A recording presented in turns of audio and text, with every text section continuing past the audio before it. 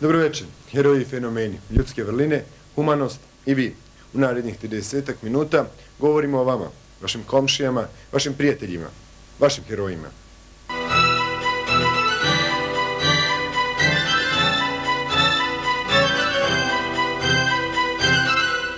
Večeras govorimo o Novaku Tešiću, penzionisanom nastavniku srpskog jezika iz Doboja. Drama u kojoj je učestvovao odigrala se u novogodišnjoj noći 2001. godine. Gospodin Tešić borio se protiv vatrene stihije, spasio je komšijin stan, a možda i cijelu zgradu.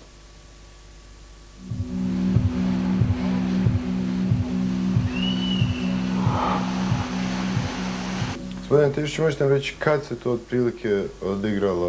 Što je u stvari bilo? Što ste vi radili? Odigralo se za jednu novu godinu poslije ponoći. Gledao sam TV i osjetio sam neko pucketanje. Nisam u prvi mah izašao, zašto nisam pridavao tome pažnju, smo imali jednu za takvu zavesu koja pucketa. A onda kad je počelo jače da pucketa, istrčao sam u kuhinju da vidim šta je to, da brzo zatvorim. Međutim, nije bila zavesa. Tek kad sam se vratio ponovo u hodnik da uđem u sobu, primijetio sam stravičnu temperaturu. I u tom trenutku sam osjetio da ta temperatura dolazi iz hodnika zgrade. Što ste onda uradili? Otvorio sam vrata i zapanjio se. Zapanjio se. Sav ovaj hodnik bio je u plamenu. Plamen je lizao otuda od onih vrata i išao prema ovim vratima, pa je išao tamo otprilike do kraja gornjih stepenica. Ništa, instinktivno sam zatvorio vrata, zato što je otuda još veća temperatura dolazila. Otrčao u kupatilo, uzeo kantu i bacio prvi nekoliko kanti na svoja vrata da se ne zapale. A onda... Kad ste vidjeli taj plamen, prvo mi je prošlo kroz glavu, spašavaj se ko može, pretpostavljam. Ali veliki je plamen bio vanjni. Sve da ste htjeli, niste mogli izaći. Možete mi ispričati to? Pa kažem, svakom čovjeku nagon za samoodržanjem nalaže da spasava život. Međutim, ja nisam mogao da spasavam život kad nisam mogao da prođem od plamena. Zaista nisam mogao da promolim glavu tu. A druga stvar, kad sam se vratio ovamo, onda sam shvatio da ako je taj požar toliki sada, u tom trenutku, onda će za 5 minuta zahvatiti cijelu zgradu. Jer to brzo ide preko tepiha, preko prozora, začas to ode na sljedeći balkon i to onda nastaju strašne posljedice.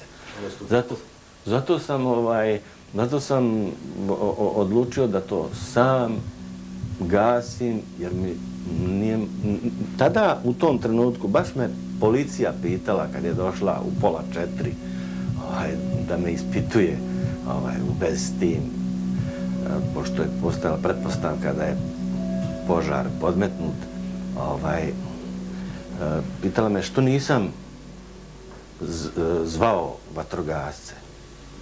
Mislim, to je stvarno bilo besmisleno u tom trenutku kad je glava totalno odsutna. To je samo čisti nagon da se uhvati. Ja nisam znao uopšte gdje mi je telefon, a ne broj neki da bi znao. Jedino sam znao to da trčim tamo, kanta, punim pola, bacam odavde, tamo, i bacao sam uvijek pola kante, tako da me to spasilo. To su mi vatrogasci posle rekli, to me je spasilo jer sam prekidao mlaz koji bi mi sigurno doveo struju, jer su sve žice odozgo bile već popadale dolje, tako da bi puna kanta vjerovatno pravila taj puni mlaz, a to bi bio onda vod, strašan vod, ubitačne struje. I malo pomalo, stvarno radosno obuzimala, jer sam vidio kako jenjava. Koliko je trajalo? Pa ne bi to mogao nikako znati. Meni je trajalo stravično mnogo. Stravično mnogo.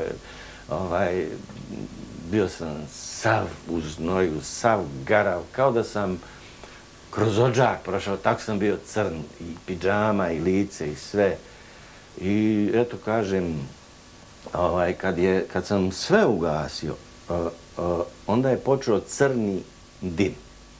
I taj crni dim se počeo širiti i dolje i gore i tad su ostali stanari primijetili to i zvali vatrogasce. Vatrogasci su stigli možda 10, možda 15 minuta kasnije, ali ja umjesto da bježim na balkon, da spasavam se od ugljen monoksida, ja sam ovdje stajao kraj otvorenih svojih vrata, sjedio na ovoj kanti i čekao da oni dođu, da bih spasao. Ako bi neko došao ovdje da krade stvari, jer plašio sam se, sad sam ja jedini tu svjedok, jedini čuvar tog imanja. I tako kažem vam, vatrogasac je došao sa maskom, sa rukavicama od azbesta. Ništa, ušao je unutra, još je gore srušio onu plastičnu koja je bila gotovo potpuno uništena, nju srušio od tablu, od struje, ovakvu istu, a ništa nije radio, izašao je napolje i rekao, dobro si uradio taj posao. I to mi je bilo strašno drago. Pitao me, pa šta sad da radimo? Pa rekao, ne bi valjalo da špricate, on je već bio dovukao crijevo. Ne bi rekao, valjalo da kvasite parkete toj ženi. I on se složio s tim i ništa, samo je vratio crijevo i tako je to završeno. Taj stan je bio iznajmljen, prava gazdarica ni dan danas ne živi ovdje. Da li ste se poslije toga ikako čuli, vidjeli sa njom? Šta vam je ona rekla? Gazdarica stanuje u gradu Sarasota na Floridi, u Americi. Stan je izdavala sve vrijeme i ranije, i sad ga je izdala. Tako da bila je ovdje nakon požara, nakon izvjesnog vremena, poslije požara, bila je ovdje kod moje žene na kafi. Ja sam ušao jednom, kad sam se vratio s posla, ušao sam, mislio sam da će mi reći hvala, međutim, ništa nije rekla, samo je odzdravila na moj pozdrav, tako da sam primijetio da ona možda i ne zna da sam ja taj požar ugasio. Ili je nešto drugo pitanje. Recite mi, imali ste sličnu, ne sličnu, nego sasvim drugačiju situaciju u banci, koja govori dosta o vama. To je bilo da vam je bankarski službenik davao duplo više novca nego što je trebao. Jeste, bankarski službenik mi je dao 400 maraka više, moja plata 521 marku bila prosvjetna. I ja sam rekao da nije dobro izbrojao novac, da prebroji ponovo. On je mislio da se ja bunim, da ja mislim da je on meni dao manje para, međutim, ja sam mu ponovo upozorio ga jedno 3-4 puta i on je stalno brojao na moj zahtjev, ali nikako nije shvatao svoju grešku. Naime, on je govorio cifru koja je za 400 maraka veća, a na papiru, na toj uplatnici koju on meni daje kao potvrdu, piše sasvim druga, manja cifra, dakle cifra koju ja treba da primim. Kad sam mu rekao da mi je dao više 400 maraka, tek sad se uzbiljio, prebrojao to, pogledao na onaj papir i ništa, samo oduzeo od one sume 400 maraka, vratio tamo u svoju onu ladicu i nije rekao ni hvala, nije ništa, jednostavno ni izvinite, ni ništa, eto, tako.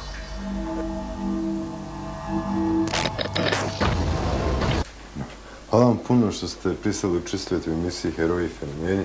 Bilo mi je čast i zadovoljstvo razgovarati. I meni je bilo čast. Želim vam puno sreće u životu i više poštenih ljudi da bude kao što ste vi. Hvala.